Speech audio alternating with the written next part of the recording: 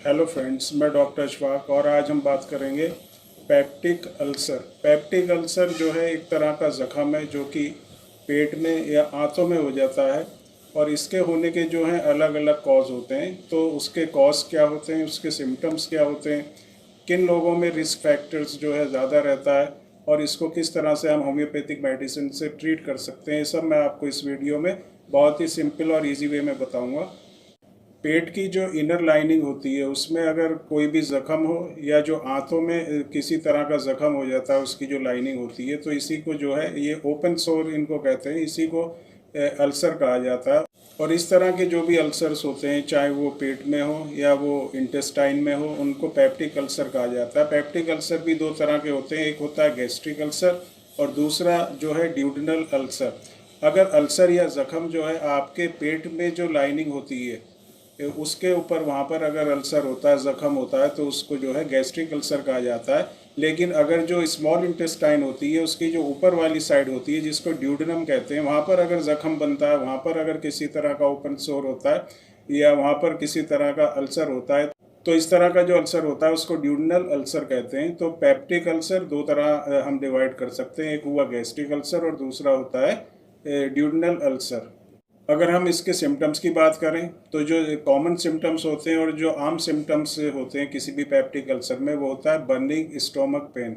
जो पेट होता है, जो स्टोमक होता है, वहाँ पर बहुत ज़्यादा जलन होती है, जलन के साथ में जो है पेन भी होता है। उसके अलावा जो पेट होता है उसमें ब्लोटिंग, पेट का फूलना, उसमें हैवीनेस महसूस होना, पेट जो है भारी भारी महसूस होना, ये भी जो है एक सिम्टम होता है पेप्टिक अल्सर का। इसके अलावा फैटी फूड्स के लिए जो है इंटॉलरेंस, आप कोई भी अगर फैटी फूड या स्पाइसी फूड खाते हैं तो आपको उससे परेशानी होने लगती है, इंडाइजेशन की प्रॉब्लम होने लगती है, पेट में जो है हैवीनेस आपको महसूस होता है, फुलनेस की फीलिंग आपको होती है और बहुत ज़्यादा आपको हाइपर एसिडिटी की प्रॉब्लम होती है। तो ये भी जो है एक सिम्टम होता है पेप्टिक अल्सर का।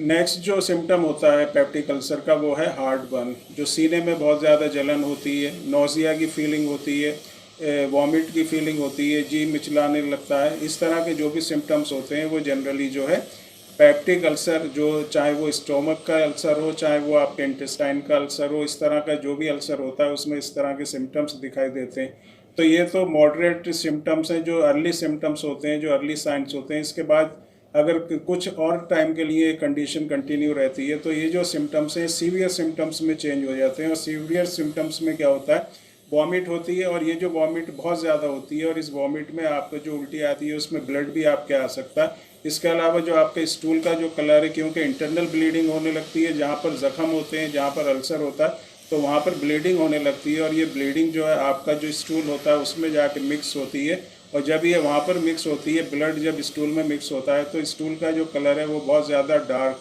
या ब्लैक कलर का होता है।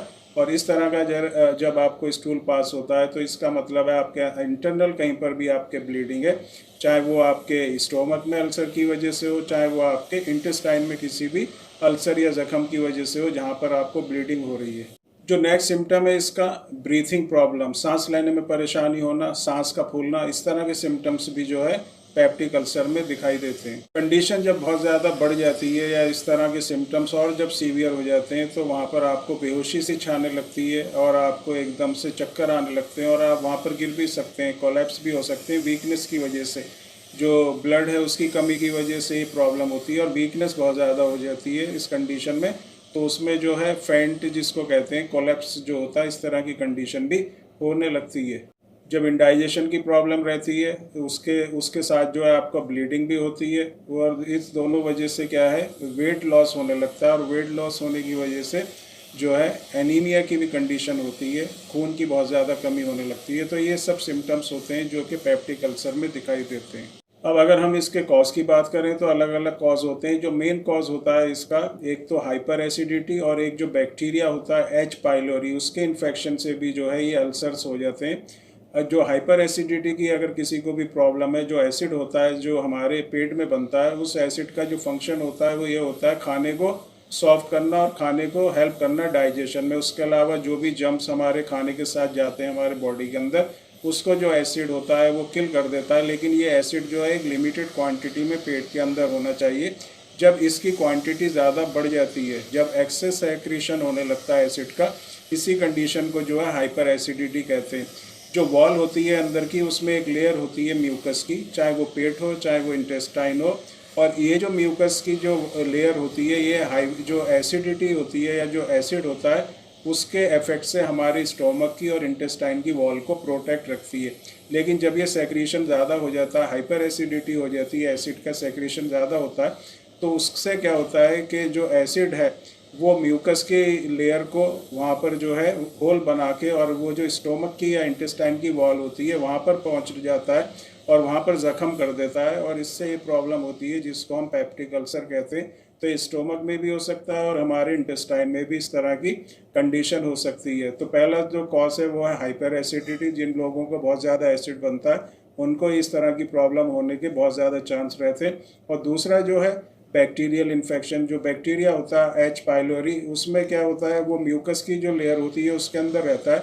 जनरली ये जो बैक्टीरिया होता है ये कोई हार्म नहीं पहुंचाता, कोई नुकसान नहीं पहुंचाता, लेकिन कुछ कंडीशन में जो है जब ये अपना एक्शन करने लगता है तो उसकी वजह से आंतों में और जो पेट है उसमें ज़ख्म होने लगते हैं, ये ज़ख्म बनाता है, और इससे भी जो ये कंडीशन हो जाती है जिसको हम पेप्टिक अल्सर कहते हैं। इसके अलावा कुछ एलोपैथिक ऐसी मेडिसिन होती हैं, जनरली जो पेन किलर्स होते हैं, उसको अगर आप यूज़ करते हैं लंबे टाइम तक तो उससे भी इस तरह की जो अल्सर की प्रॉब्लम होती है। नॉन स्टेरॉयडल कुछ मेडिसिन होती है जो हम इन्फ्लामेशन या जो पेन में हम यूज़ करते हैं, जब दर्द होता है उसमें यूज़ करते हैं, तो इस तरह की मेडिसिन अगर यूज़ करते हैं तो उससे भी हाइपर एसिडिटी और अल्सर की प्रॉब्लम होती है। अब हम बात करते हैं रिस्क फैक्टर्स की।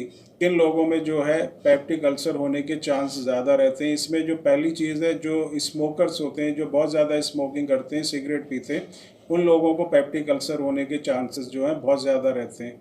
स्मोकिंग से पेप्टिक अल्सर की भी प्रॉब्लम होती है, और ये जो बैक्टीरिया होता है उसके एक्शन को भी जो स्मोकिंग है वो बढ़ाती है, और दोनों चीज़ों के बढ़ने से क्या है, अल्सर होने के बहुत ज़्यादा चांस जो है बढ़ जाते हैं। इसके अलावा अल्कोहल, जो लोग शराब बहुत ज़्यादा पीते हैं, अल्कोहल का सेवन करते हैं, उन लोगों को भी पेप्टिक अल्सर होने के चांस जो हैं बहुत ज़्यादा रहते हैं। चाय और कॉफ़ी का बहुत ज़्यादा यूज़ करना, इससे भी जो है ऐसे लोग जो बहुत ज़्यादा चाय पीते हैं और बहुत ज़्यादा कॉफ़ी यूज़ करते हैं उनको भी पेप्टिक अल्सर होने के चांस जो है बहुत ज़्यादा रहते हैं। लंबे टाइम तक अगर आप स्ट्रेसफुल कंडीशन में रहते हैं, बहुत ज़्यादा स्ट्रेस आप लेते हैं, और आपकी जो लाइफ स्टाइल है वो सेडेंट्री, आप ज़्यादा जो है फिजिकल वर्क नहीं करते, ओबिसिटी की प्रॉब्लम आपको बहुत ज़्यादा, जो लोग बहुत ज़्यादा मिर्च मसाले या फास्ट फूड खाते हैं, इन लोगों को भी अल्सर होने के चांस जो हैं बहुत ज़्यादा रहते हैं। तो ये कुछ ऐसे रिस्क फैक्टर्स हैं, ऐसे कुछ लोग हैं जिनको पेप्टिक अल्सर होने के चांसेस जो हैं बढ़ जाते हैं।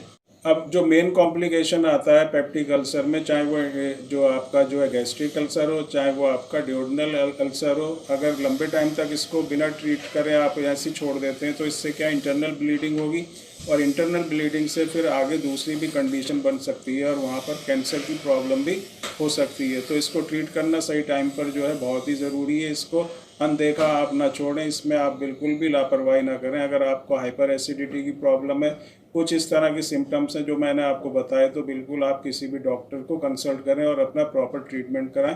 होम्योपैथिक मेडिसिन में बहुत इफेक्टिव ऐसी मेडिसिन हैं जिनको आप यूज़ करके इस तरह की जो भी कंडीशन है, हाइपर एसिडिटी की प्रॉब्लम है, अल्सर की प्रॉब्लम अगर आपको है, तो इसको हम बहुत अच्छी तरह से ट्रीट कर सकते हैं। इसमें जो कुछ होम्योपैथिक मेडिसिन जो बहुत ही इफेक्टिव है, उनको अगर आप यूज़ करेंगे तो बहुत ही अच्छे रिजल्ट आपको मिलेंगे बिना कोई साइड इफ़ेक्ट के। इसमें जो सबसे ज़्यादा इफेक्टिव होम्योपैथिक मेडिसिन है वो है नक्स वोमिका। नक्स वोमिका को आपको 30 पोटेंसी में लेना है, और 2 बूंदें सुबह दोपहर शाम आप इसको यूज़ करेंगे, बहुत अच्छे रिजल्ट आपको मिलेंगे। जो दूसरी होम्योपैथिक मेडिसिन है वो है पल्साटिला।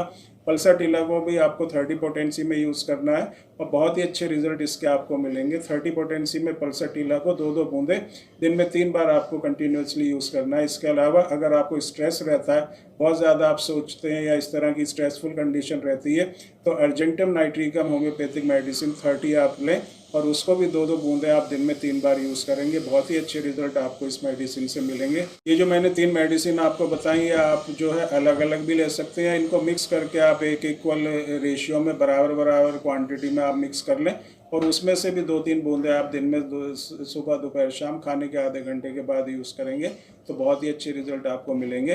तो बेस्ट जो तरीका है वो यही है कि आप होम्योपैथिक मेडिसिन से यूज़ करें, और होम्योपैथिक मेडिसिन जो है अल्सर की प्रॉब्लम को और हाइपर एसिडिटी की प्रॉब्लम को बहुत ही अच्छी तरह से क्योर करती हैं और बहुत अच्छे रिजल्ट आपको इन मेडिसिन से मिलते हैं। तो दोस्तों ये था मेरा आज का वीडियो पेप्टिक अल्सर के ऊपर। उसके मैंने आपको सिम्टम्स बताए, कॉज बताए और किन के लोगों में रिस्क फैक्टर्स रहता है और कौन सी होम्योपैथिक मेडिसिन हम लेके इस तरह की कंडीशन को क्योर कर सकते हैं। तो दोस्तों अगर आपको मेरा ये वीडियो पसंद आया तो इसको लाइक और शेयर करें। अभी तक अगर आपने मेरे चैनल को सब्सक्राइब नहीं किया है तो सब्सक्राइब करें, बेल आइकन ज़रूर दबाएं, जिससे जो भी मैं वीडियो डालता हूँ उसका नोटिफिकेशन आपके पास तक पहुँचता रहेगा। तो आज के लिए इतना ही। Bye, thanks.